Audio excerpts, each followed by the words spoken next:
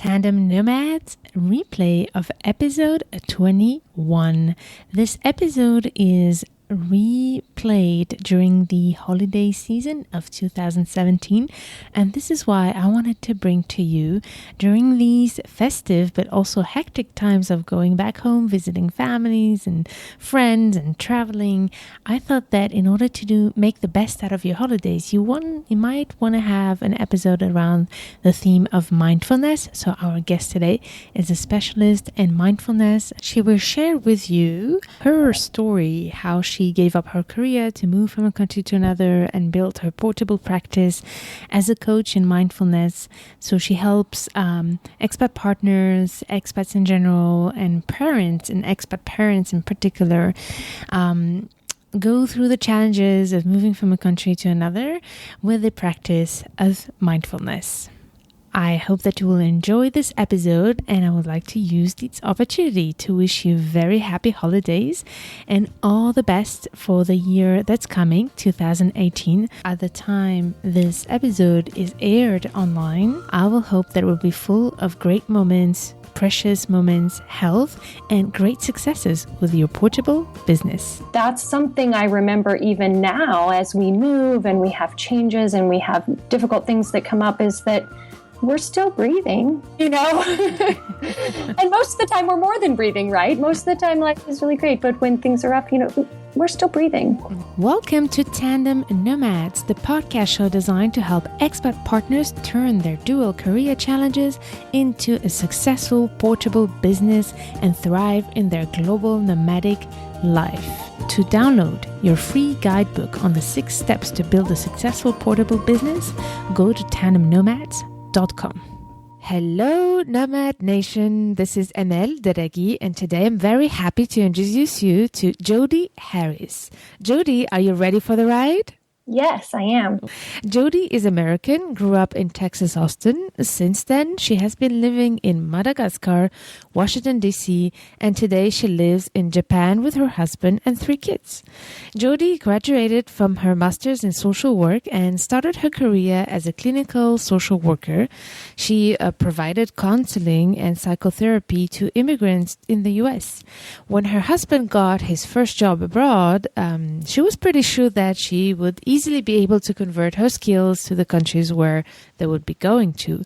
It turned out to not be that easy, but Jodi took the time to define her strengths and reflect on herself. By the end of her first year in Madagascar, she started her coaching business called World Tree Coaching that she has been taking with her everywhere else since. So, Jodi, this was a very short introduction of what you have been doing so far. What is happening today in your world, and is there anything I missed from your bio? No, I don't think you missed anything. Thank you for the introduction. And so now we are living in Yokohama, Japan. We've been here since August. This is actually our second time living in Japan. My husband and I first lived in Japan in 1999 and 2000, back before we had kids and we were teaching English. So now we're back here for my husband's job, and he's doing some training right now, and then we'll move into his regular position next summer.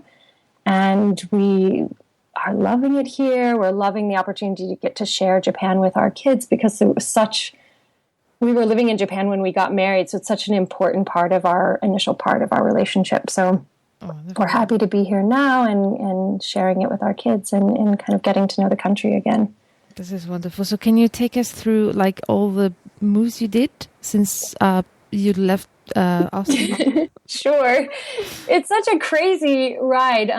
We've actually spent much of the last 20 years abroad, and so I studied in Spain when I was in college, and my husband had worked in the UK for a little while. And then when we first met, we taught English in Japan, and then we traveled some, and we both did some of our graduate research in Belfast, Northern Ireland.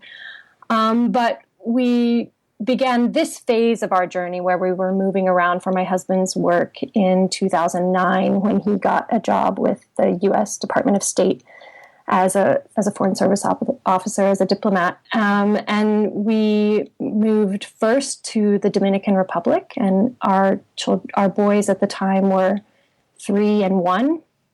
And we were there for a couple years. And then we went back to Washington, D.C. for about 6 months, and our daughter was born there. And then we moved to Madagascar, and we were there about 2 years, just shy of 2 years.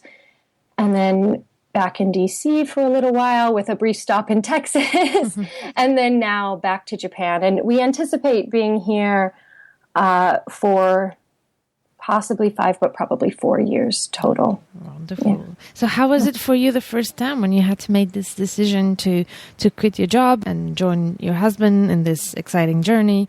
How was the process for you to make this decision? Right. Easy. Good. But I was naive. My husband and I, when we met, I had kind of I was so young when we met. I was 21 and he was 24. And when we met, before I met him, I had kind of made the decision that if I always wanted a world of international travel, and I had made the decision that if I wanted to live like that, if I wanted to go from place to place and experience different countries and cultures, that I would be doing that on my own. And even, the guy that I had been dating in college told me that. He was like, well, you have fun, but I'll never go with you, which was a good thing because he didn't turn out to be the right person for me. But, and then when I met my husband, and he, within a few days of meeting him, and he shared kind of his interest in international travel and the time that he'd spent abroad. And in a lot of ways, it was like coming home to someone who really understood how important that was, and how it wasn't just a choice. It was something I have always felt called to do. And so, we really decided that as a couple, we would try to be abroad, to live abroad and to work abroad. And so, when he got the job with the State Department, that was something that we had been hoping for. And he really was interested in the position, and I felt that my career was really flexible and I could do it anywhere. And so I remember perfectly the day he called me when he had got the offer to begin training. I was working at a family therapy center, and I wasn't completely satisfied with the job. I didn't feel like it was a really good fit for me, but I had given this presentation to my colleagues, and I felt like it went horribly. And then I walked outside. I remember it was February. It was cold. I was walking home, and my husband called me, and he said, I got the call. I'm going, and we're going to Washington, D.C. And I was so happy, because it was a dream that we shared. It was something we wanted to do together. Now that you're abroad, and I'm sure that in the diplomatic circle, you meet a lot of people, have a lot of networking events. If somebody asks you, what do you do? So how do you answer in 10 seconds? I say I'm a coach, and I work with expats and to help them live more from the heart. This lifestyle can cause you to lose your footing, and I support people in finding that, and then for making strategies and developing strategies to maintain that footing, because it wasn't always easy for me. I thought that it would be easy. And then when we went to the Dominican Republic for the first time, I realized it was a lot harder. It was a lot harder than I thought it was going to be. So what was difficult about it? I think the most difficult thing was just the loss of the definition of who I thought I was, and being respected for, I was a wife and a mother, and we had a house and everything. But what I felt the most respected for was my profession, was my career. And I had my colleagues and people who knew me, and I didn't realize how important defining myself by that was. And so when I had to give it up, I remember driving in the car one day. We had probably been in the Dominican Republic a few months, and just crying to my husband saying, I don't bake bread. But all I had been doing for like a week was figuring out how to make the best tortillas. Like, being from Texas, we eat a lot of tacos. I was always practicing making tortillas, and they would fail. And one time I made them, and this guy told me, this tastes like pita bread. And I was just like, but this isn't what I do. And So, So how did you go through that phase? How did you were trying to basically build your identity outside the household and build a source of accomplishment for yourself and fulfillment. How did you manage to make that switch? I think I really, in the end, lucked out in the Dominican Republic. I was looking for work, and I happened to see a position that was listed with the Peace Corps, and the job description was perfect for me. And in fact, in many ways, it was my dream job. I would be working as a program coordinator, working with Peace Corps volunteers who had social work training in the U.S., either bachelor's degrees or master's degrees in social work, and supervising them and providing trainings for them and their colleagues in their organizations out in the community. And I applied for it, and it was a local hire position. So it meant, making a lot less money than I had been accustomed to making. Not that I ever made a lot, but it was a significant pay cut. But it enabled me to say, this is what I do. And not only this is what I do, but within my field. And that was something that definitely became important to me, because I didn't go to get a master's in social work on a whim. I went because I believed in the work. I believe in the perspective of social work. And I love, providing space for people to share their stories and to grow and to gain insight. And so being able to find a position, even if it wasn't exactly what I had initially envisioned doing, but a position that I could love became really important. And I found that there. And I was able to have that job for the most of the time that we were in the Dominican Republic. You were talking about your pay cut. Was it an important factor, the financial part for you? Or was it more the fact that you wanted to do something you loved? It was more the fact that I wanted to do something that I love. And I actually, at that opportunity, had another position that I could have taken in the embassy that it was available that would have paid much more, but wasn't something that was really what I believed in. It would have been a fine job, right? But it wasn't what I was meant to do. So, it's one of those things I think you learn in this lifestyle, particularly if you're the trailing spouse. It's not to minimize the significance of earning an income, right? I mean, I certainly think I have 3 kids, or we're going to have enough money for their college or whatever. But at the same time, I felt we were in a financial position because of my husband's job that I could do what really mattered to me, and that the money didn't matter that much. So how did you transition slowly to being a coach today?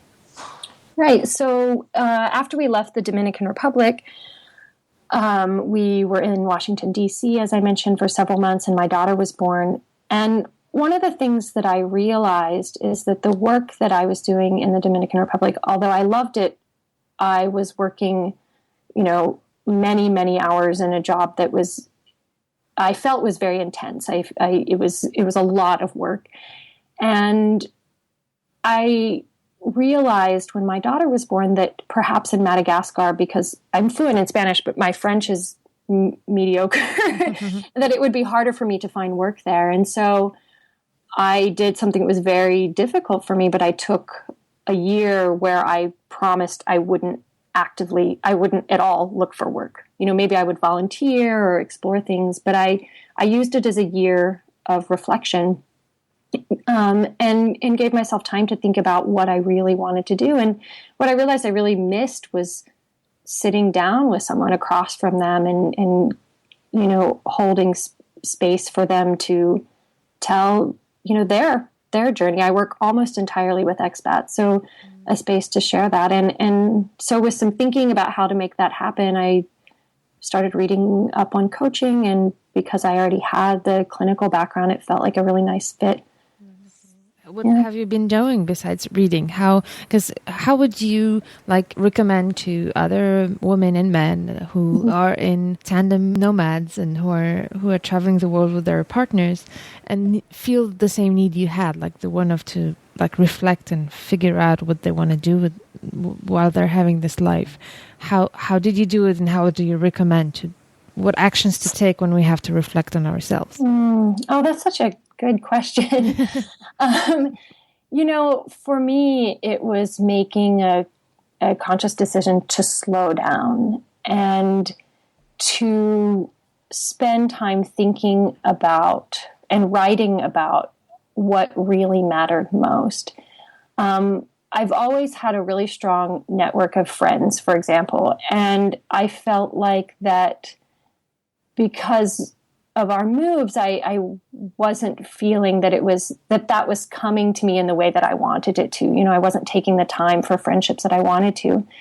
And so I just committed that I was going to make friends. And so that's one example, but, exercise was part of that, committing each day to doing exercise because that feels good. And I practice meditation. So meditating is, most days. And so that all of that put me in this mode of slowing down and savoring. And I think sometimes when you do that, then you see windows where before you wouldn't have noticed. You took care of yourself, basically, didn't you? Yeah, exactly. Well said. Yeah, because it's important. I think with time, especially when we're parents and mothers, it's sometimes we have a tendency maybe to forget to take care of ourselves. Right. And I guess this has helped you to just reflect and take the time to meet with people and meditate, do sports. And I think it's very important to have like healthy habits we can take with us in every country we go to. And I guess exercising, meditating is something you can do anywhere you go, right? Absolutely. Yeah. I really believe very strongly in the importance of developing rituals for people in our lifestyle. And that can be exercise, that can be meditation. For some people, it can be something as simple as every night before I go to bed, I read for 10 minutes, because those become your touchstones as you move. They become the things that don't change when every single other thing is changing. And we need that. We need that constancy. Exactly. Our lives are in a lot of changes. We're constantly going through changes, and consistency that we can build within us, I guess, is really important. Yeah. So when you travel from a country to another with your family and your husband, and how do you support each other when you go through the transitions? In one word, probably, well, maybe two words, love and patience. We do this thing, particularly before we fly, because with 3 kids, and we tend to, except for the Dominican Republic, we're flying very long distances, and my husband and I will say to each other, we're in this together. Oh. And it's so easy to get short-tempered. You're going to miss your flight, or so and so won't pick up his backpack and she's throwing a tantrum or whatever, and we just say, we're a team. We're a team. We're in this together. Talking of that, as a team, do you have like each of you a specific role when you moving in a new country? And I think a lot of this, it has to do with just the nature of my husband's work, and there's a lot of bureaucracy that goes into to our moves. So he tends to take on the role of a lot of the paperwork and the signing and the passports and the scheduling appointments to meet with this person and that person.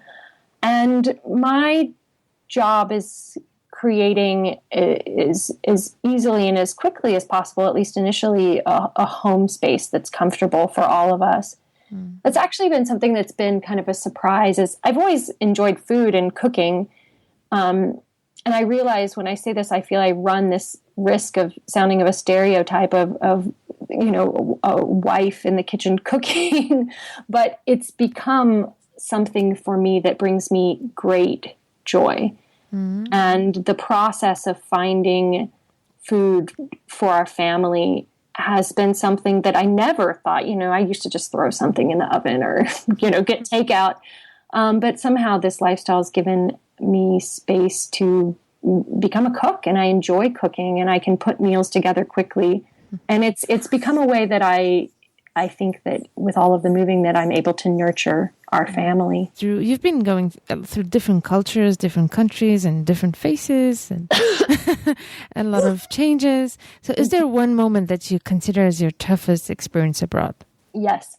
When we were in the Dominican Republic, in Madagascar, because Madagascar is so far and so isolated and the medical care is so limited, especially because my daughter was only 2 months old when we went. My boys were older, but still young. I had this terrible worry that one of us would get sick or hurt there. And I think, I'd been there maybe a week or two when I overheard someone at a party say, "Oh yeah, don't sever an artery here. You're dead." I was just like, oh my gosh. Don't do what? Sorry, can you? Don't sever an artery. So don't be in an accident where you cut yourself here. Oh, okay. Because the feeling was that the healthcare was so limited. And so it was a worry, but not something that I ever envisioned would actually happen. But about a year and a half into our time there, my middle son got very, very sick. And he went from being a little under the weather to not able to stand or talk or move at all over the course of about 48 hours. Oh, that must be scary. It was by far the most frightening thing I've experienced abroad. And luckily we had a very good doctor at the embassy, and we called him, and even over the phone, he diagnosed him. He said he's in DKA, which is diabetic ketoacidosis. He was an undiagnosed type 1 diabetic. Oh. And so he and I had to leave Madagascar immediately, and everything. We left my husband and my older son and my daughter, and we left everything, our dog, and we flew to South Africa. And, it was something that I never, if I had envisioned, in the couple years before, if I would be able to handle something like that, I would have said, oh no, I'd be a wreck. But it was actually, it remains to this day and forever, the biggest learning experience I've had about not just this lifestyle, but about life in general. Mm-hmm. What did you learn about it, actually? What was the learning part about this? Because it's such a strong life experience and stressful. How can you prevent this and learn about it? Right. Well, you can't prevent difficult things happening. Sure. First of all, right? And that to me is a learning experience. That you can be careful and you can be mindful and you can be cautious, but you actually have to live. You have to take that vacation. You have to go on that trip. You have to apply for that job. Because if not, then you're just at a standstill. And so what I worried about was that if something difficult happened while we were abroad, I wouldn't be able to handle it. And I don't know exactly what that meant, other than that I would just be a wreck, right? I would be crying or I would be distraught. And what I found when he got sick, and particularly in, the 12 hours or so before we were able to get an air ambulance to South Africa, was that suddenly the world became me and him and just us. And it was one breath and then the next breath and then the next breath. And everything else fell away. And that's something I remember even now as we move and we have changes and we have difficult things that come up, is that we're still breathing. And most of the time we're more than breathing, right? Most of the time life is really great, but when things are rough, we're still breathing. Yeah, definitely. So you went to South Africa and you moved there, or how did you manage it? Because concretely, I'm interested to know, when the crisis situation happens like this, how do you go through the process of making the right decisions of where to go, what to do, who to call? Can you take us to that? I think that could be quite helpful for the people who might go through this. Yeah, absolutely. And, it's different depending on, different situation, of course. But in our case, he and I were evacuated by air ambulance to South Africa, and he went immediately into the hospital in South Africa. And the level of care there was exceptional, comparable to US or Europe or whatever. It was exceptional healthcare. And The doctors knew exactly what they were doing. And so he was in the hospital there for a few days. And then my husband and I had to figure out what to do, because he was in Madagascar with our other two children. And so, one option was for my husband to leave his job in Madagascar and for him to be reassigned to Washington, D.C., and we would all go back to Washington, D.C. Another option was for my husband to go back with us temporarily and then return to Madagascar and finish out his assignment, which at the time he had a remaining 5 months. Mm-hmm. And because my husband had a lot of vacation time, he was actually able to take a month of vacation. And so he accompanied the kids and I back. We went to Austin, where my parents are. We went to Austin and, kind of got things sorted. There's a big learning curve with type 1 diabetes. And so for us all to learn, all of the things we needed to know about his care. And then my husband went back to Madagascar. So we were separated in the end for about 3.5 months, which was difficult, but many people do much longer separations in much more challenging situations, I think. So for us, it became a financial decision. It would have been, we felt, a significant financial burden to be reassigned to Washington, D.C. And also we knew that we had an ongoing assignment to Japan. So we felt like, this is something we can do. We can spend these few months apart. Mm-hmm. And luckily I had the help of my parents. So I was there with the kids. Yeah. And after those 3 months, you went to Japan? After those 3 months, we went to Washington, D.C., where my husband did a year of training, and then we went here. Yeah. Okay. Yeah. And so you've been encountering a lot of different cultures than yours. Is there one particular moment when you experienced a major culture shock or a cultural misunderstanding? I think the first time that I lived in Japan, when my husband and I were here in 1999 and 2000, we were teaching English in kind of a rural area of Japan, was by far the biggest culture shock related experience that I had. I felt like this giant person. I'm not a big person, but I just felt bigger than the space that was provided, louder and taller. And, actually my husband's 6'4", so he actually has to duck to go through doorways here. And so I just felt I was always wearing the wrong shoes, or I was always saying the wrong thing, or because I was the youngest woman in the office, I was supposed to make the tea for everyone. But I just couldn't bring myself, to be the one who made the tea.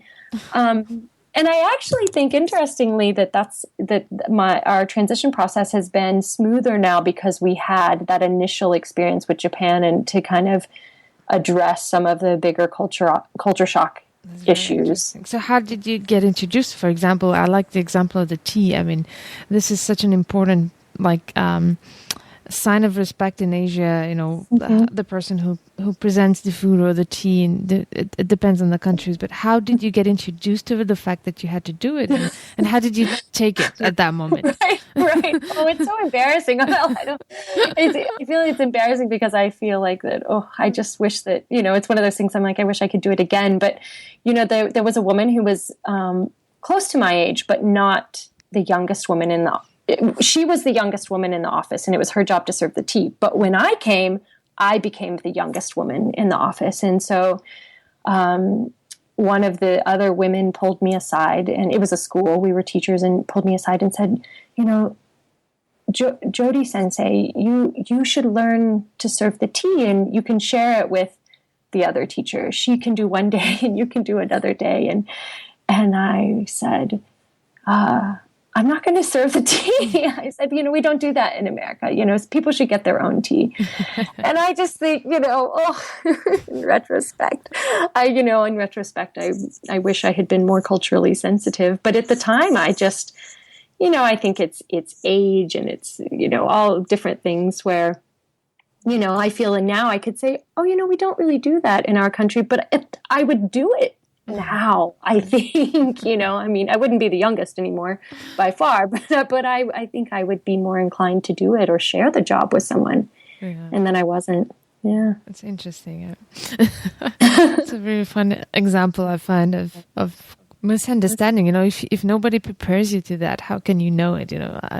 I guess that's where experience of traveling brings you this awareness that sometimes some of the things that happen to you in the moment where you react, like I know that sometimes somebody would tell me a sentence that would be very shocking for me. I would immediately react. And I think the more we travel, the more we have this moment where we try to reflect on what's happening.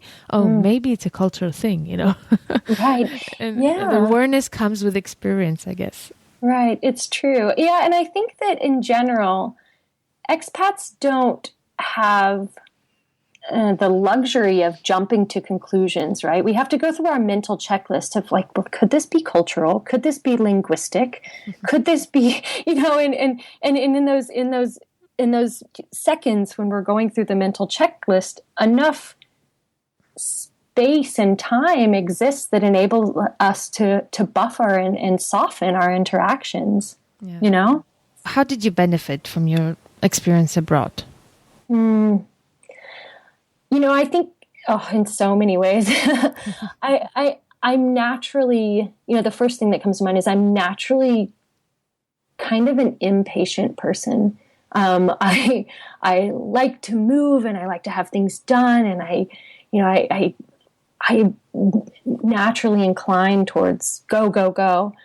And despite a life on the go, when you wake up every day and at least one thing is new. I mean, even if you live in a country for 3 or 4 years, at least one thing every day is new. Mm-hmm. And so you find yourself becoming more patient. And I think that has been a change that I would have been much less likely to have happen in my life if I had stayed in one place. Yeah. If you had an advice for our listeners who are starting in this nomadic life, what would be your advice to help them, make the best of this experience abroad and reach stability and fulfillment like you had to do when you started your journey? Right. I would say above all else, it's taking time for connection. And that's really two-part for me. Not, it's the first and obvious, connection to others. Take the opportunity. If you meet someone and you feel drawn to them, or you like something that they say, then invite them for coffee. So it's that mutual connection. But it's also connection when it comes to discovering yourself and connecting with what truly feels right and what moves you and what excites you. And then to use this experience at every turn and the freedom it provides as an opportunity to connect with yourself and with the world around you. Yeah. So for you, it's very important, I guess, to create the connections where you go, make friends, and take the time to meet people, have a drink with them, a cup of tea that you might have to serve. Yeah, right. I see. And how do you have the opportunity to mingle with locals? I do. It depends, on where we've lived and how easy that is. Japan provides a nice opportunity to do that, yes, because there's more kind of the socioeconomic situation is more comparable to the U.S. and it can be harder to build strong relationships with people of your host country if there's significant gaps in socioeconomic status. I mean, it's just a fact. Yeah. But yeah, I mean, we do the best to do it in the ways in which we can, and make friends where we can, regardless of where they're from. A lot of times our best friends become other expats from countries we've never been to. So before we say goodbye, I'd love to go through the spinning round with you. Do you know what's the spinning round? Yes, I've heard it on the other ones. But good. I can't, I remember there is one, but now I can't remember what it is. But yes. Good. So are you ready? Yes. Okay. What are your plans for the next coming 2 years? The next coming 2 years, continue to do fun things with my family, travel in Japan, and see places in Japan I've never seen, make new friends, and nurture the relationships with my friends and family that I already have, and to build World Tree, to make it a business that continues to be something that brings me joy and connection with others. Wonderful. Can you tell us a bit more about World Tree? Sure. So my business is World Tree Coaching, life coaching for expats. Mm-hmm. And I provide support services for expats, and do one-on-one coaching. And one of my favorite programs that I do is a mantra builder program. And it's 3 sessions where I work with people to develop a personal mantra. And I do that individually and in group format. Mm-hmm. And I'm also a writer. So I'm the author of the Expat Activity Book, which is a book of exercises, personal development exercises for expats. Mm-hmm. And that's based on my experience working as a coach, but also working as a therapist for immigrants. Mm-hmm. And I write articles for magazines and for my blog. Is there an internet resource like Skype that you found useful in your nomadic life? Mm-hmm. Well, of course, Skype and FaceTime. Facebook gets a bad rap, but I can't imagine not having it, to be honest. And Instagram for sharing photos. Okay. And yeah. Okay. You mentioned your book. I would love to put the link on our page, the show note page of this episode. Okay. What is the title of your book? The full title is The Expat Activity Book, 20 Personal Development Exercises for Gaining Insight and Maximizing Your Potential Wherever You Are. Wonderful. And is there another book you would recommend for tandem nomads? My all-time favorite book that I think is a great fit for expats is Jon Kabat-Zinn's Wherever You Go, There You Are. Wherever you go, there you are? Yes. Okay, wonderful. And what is the best way to reach you if we want to know more about you or use your services? Mm-hmm. You can email me at jodi@worldtreecoaching.com or find me on Facebook or Twitter at WorldTreeCoach. Great. Nomad Nation, you will find all these information on the show notes page of this episode.